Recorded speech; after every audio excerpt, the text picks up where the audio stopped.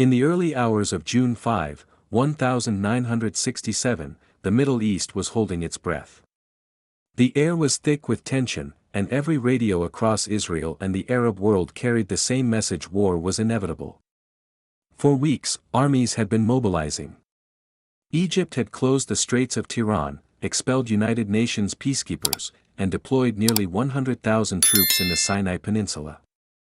To Israel, surrounded by hostile neighbors, it was a do-or-die moment. Inside Israeli command centers, generals debated one question: should they strike first? Prime Minister Levi Eshkol hesitated, knowing that a first strike could label Israel as the aggressor. But Defense Minister Moshe Dayan, wearing his iconic eye patch, believed hesitation would be fatal. "If we do not act," he said, "they will crush us." At 7:45 a.m., Israel made its choice. The operation was codenamed Moked, meaning focus. It was a bold, almost suicidal plan to destroy the Arab air forces before they could even take off. Israel had just about 200 combat aircraft, while Egypt, Syria, and Jordan together had nearly 600. The odds seemed impossible. But Israeli pilots were not ordinary. They had trained in total secrecy, flying low at treetop level, learning to vanish from radar and strike with precision. As dawn broke, 183 Israeli fighter jets roared into the sky. Flying so low that their shadows barely touched the sand, they raced across the Mediterranean before turning sharply toward Egypt. Their target 11 Egyptian airbases, including Cairo West, Inzhaz, and Bur Gifgafa. At precisely 8:45 a.m., the first bombs dropped. Runways cracked open, hangars erupted in fire, and within minutes, the Egyptian Air Force was in ruins. Fighter jets that had been parked wing to wing exploded like dominoes. Pilots rushed out of their barracks only to see their aircraft burning. Within 3 hours, more than 300 Egyptian planes were destroyed, most of them on the ground. But the most shocking part: the Arab world didn't even know it was happening. Egyptian radar stations were down, their communications jammed, and their leaders believed the Israeli Air Force was still defending Tel Aviv. In Tel Aviv, when news reached the Israeli command, silence filled the room. General Mordecai Hod, commander of the Israeli Air Force, simply said, "The Egyptian Air Force has ceased to exist." By noon, Israel had gained total air supremacy. Every mission after that would be easier because no enemy planes were left to challenge them. What began as a desperate gamble had turned into one of the most successful air operations in history. By midday on June 5, 1967, the outcome of the war had already begun to tilt dramatically. Egypt's Air Force, once the pride of the Arab world, was gone. Hangars that once held Soviet-built MiGs now burned like torches in the desert sun. Without air cover, Egypt's armored divisions stationed in Sinai were now blind, vulnerable targets. At 12:00 p.m., Israeli tanks rolled into the Sinai Peninsula. The offensive was swift, coordinated, and fueled by information that had been gathered for years. The Israeli Defense Forces, IDF, divided the front into 3 main axes: northern, central, and southern. Their goal: to reach the Suez Canal in less than 3 days. On the northern route, Colonel Israel Tau led the 7th Armored Brigade. His tanks sliced through Egyptian defenses like lightning. The roads were littered with abandoned vehicles and scattered soldiers who had no orders and no air support. Many Egyptian troops tried to retreat, but Israeli fighter bombers swooped down relentlessly, destroying convoys and cutting off escape routes. In the Central Front, fierce fighting broke out near Abu Ageila, a heavily fortified Egyptian position with minefields, trenches, and artillery nests. It was considered impregnable. But the Israelis launched a bold night assault, combining tanks, paratroopers, and artillery in perfect synchronization. In just 8 hours, the fortress that Egypt had built over years was gone. Hundreds of Egyptian soldiers surrendered, their commanders fleeing westward. Meanwhile, in Tel Aviv, radios carried the voice of military spokesman Mordecai Gur: "Our forces have achieved air superiority on all fronts." The streets of Israel were quiet, filled with both relief and disbelief. Many citizens had expected the worst: mass destruction, bombings, and loss. But within hours, the impossible seemed real: Israel was winning. However, in Cairo, chaos reigned. Egyptian President Gamal Abdel Nasser, humiliated and confused, received false reports that Egyptian planes had bombed Israeli cities. "We are victorious," he announced on national radio. But in reality, his army was collapsing. Soviet advisors were silent, and communication lines between Cairo and the Sinai were gone. That night, as Israeli forces advanced, thousands of Egyptian soldiers abandoned their posts, fleeing west across the desert. Many perished under airstrikes, while others wandered aimlessly, dehydrated and disoriented. The once mighty Egyptian army had become a shadow of itself. At dawn on June 6, the second day of the war, Israeli reconnaissance planes flew over Sinai. What they saw was astonishing: an endless trail of burnt-out vehicles, tanks buried in sand, and soldiers surrendering with white flags. The Sinai, once thought to be an unbreakable wall protecting Egypt, had fallen apart. But Israel wasn't stopping. Their commanders saw a new opportunity to strike Jordan and reclaim Jerusalem, a city that had been divided since 1948. In Amman, King Hussein of Jordan faced a difficult decision. Despite Israeli warnings to stay neutral, he had signed a defense pact with Egypt just days earlier. Believing Egyptian radio claims of victory, Hussein ordered his artillery to open fire on West Jerusalem and Tel Aviv. By 10 a.m. on June 6, shells rained down on Israel's capital. The Israeli government made one final plea: "If you cease fire, we will not attack Jordan." But the shelling continued, and that sealed Jordan's fate. In response, Israeli paratroopers moved into action. Their mission: capture East Jerusalem, including the Old City and the Temple Mount, the holiest site in Jewish history. For 19 years, Israelis had been barred from their sacred places. Now, with courage and determination, they were ready to reclaim them. As the sun set over the desert, Israel stood on the brink of an achievement no one could have imagined: the total collapse of its enemies in just 2 days. The world watched in awe and disbelief. June 7, 1967. The third day of the war began with a heavy silence over Jerusalem, a city divided by barbed wire, sandbags, and sniper nests since 1948. To the east, Jordanian troops held the Old City, Mount Scopus, and the Mount of Olives. To the west stood the Israelis, watching, waiting, and praying. For 19 years, no Israeli had set foot inside the Old City or prayed at the Western Wall. At 4:00 a.m., the Israeli command issued a historic order: Jerusalem must be taken at any cost.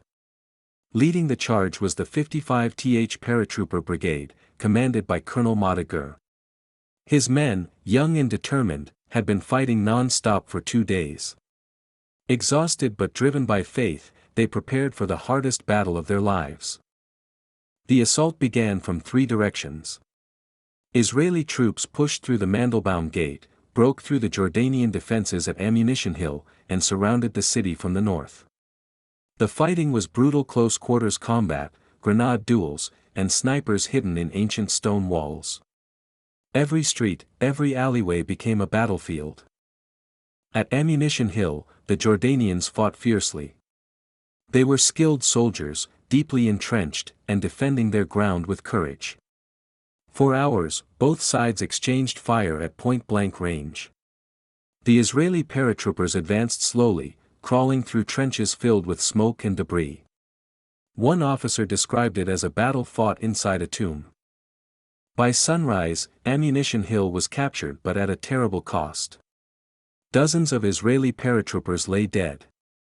Their commander, with tears in his eyes, radioed headquarters: "Ammunition Hill is ours. Jerusalem is open." At 9:00 a.m., Israeli tanks rolled toward the Old City's Lion's Gate. But before they entered, something remarkable happened. Colonel Gur gathered his men and spoke softly: "Gentlemen, we are about to liberate the holiest place in our history. Keep your heads high, but your hearts humble."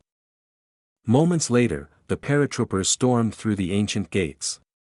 The sound of gunfire echoed through the narrow alleys as Jordanian snipers made their last stand. Then, suddenly, it was over. At 10:08 a.m., Madager's voice came over the radio, calm, steady, and filled with emotion. Har Habayit Biadanu, the Temple Mount is in our hands. Those words became immortal. Across Israel, radios fell silent, and then, people began to weep. Synagogues erupted in prayer. Soldiers hugged each other on the battlefield. After nearly 2,000 years of exile, Jerusalem was once again under Jewish control. Rabbi Shlomo Goren, the chief rabbi of the Israeli Defense Forces, arrived carrying a Torah scroll and a shofar. Standing before the Western Wall, bullets still whizzing above, he blew the shofar's ancient cry. His voice trembled as he recited, "Blessed are you, Lord our God, who comforts Zion and rebuilds Jerusalem." Tough, battle-hardened soldiers broke down in tears. Some touched the stones with trembling hands, others simply stood in awe. The radio broadcast those sounds live across Israel, the cries, the prayers, the blowing of the shofar.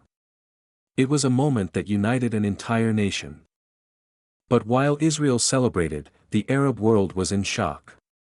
In Amman, King Hussein listened to the radio in disbelief. His generals reported heavy losses, communications were broken, and his army was retreating toward the Jordan River. The holy city, which had been under Jordanian rule since 1948, was lost. That afternoon, the United Nations began urging an immediate ceasefire. But Israel was not done. To the north, Syria continued shelling villages from its mountain positions in the Golan Heights.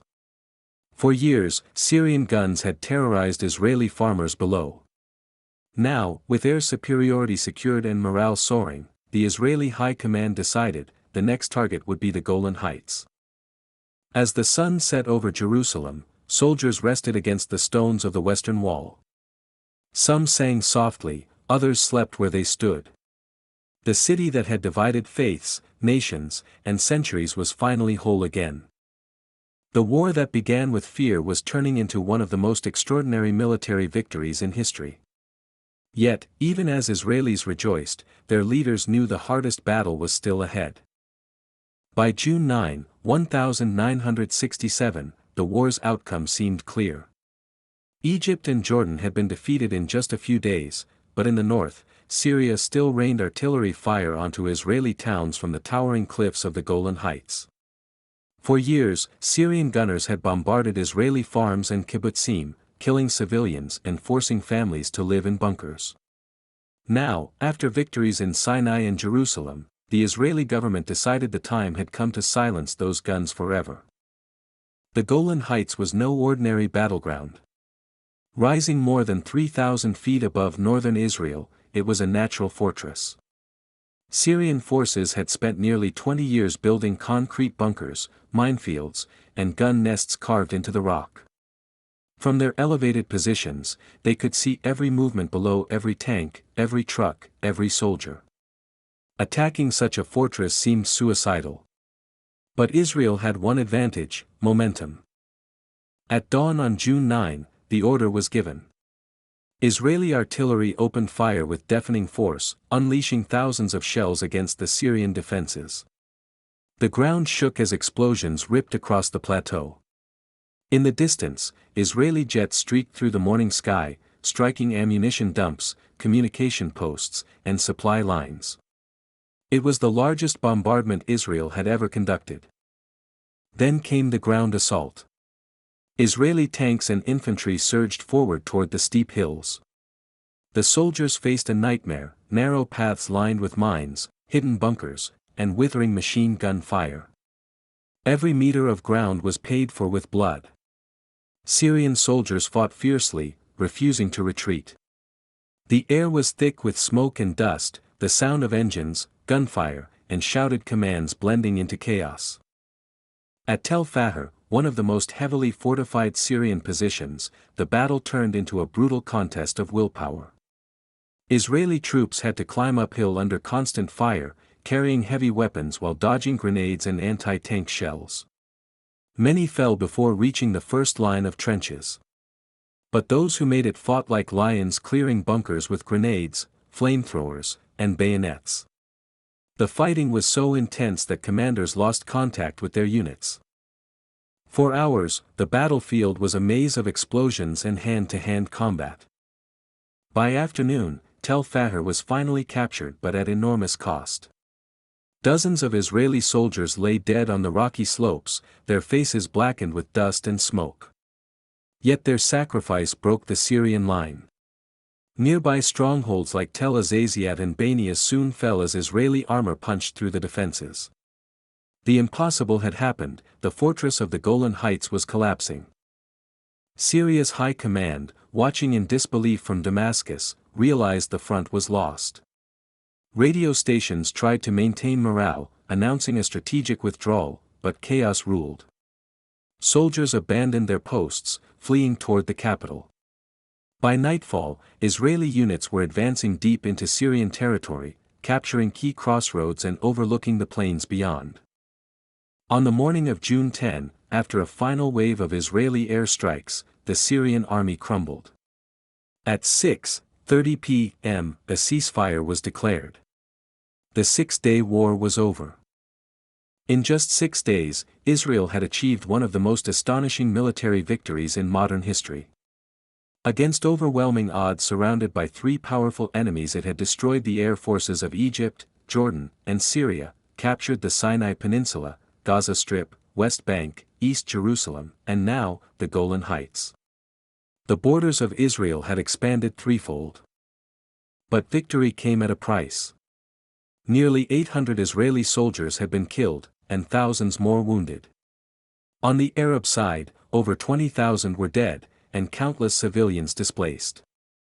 The deserts of Sinai and the hills of Golan were littered with wrecked tanks, burned vehicles, and silent bodies, reminders of the war's human cost. When the news of the ceasefire reached Israel, the nation erupted in a mix of relief and disbelief. People poured into the streets, waving flags and singing. In Tel Aviv, children climbed on tanks as returning soldiers were showered with flowers. Yet beneath the joy lay exhaustion and the heavy awareness that this victory would reshape the Middle East forever. In Cairo, President Gamal Abdel Nasser announced his resignation, taking responsibility for Egypt's humiliating defeat. But crowds flooded the streets, begging him to stay.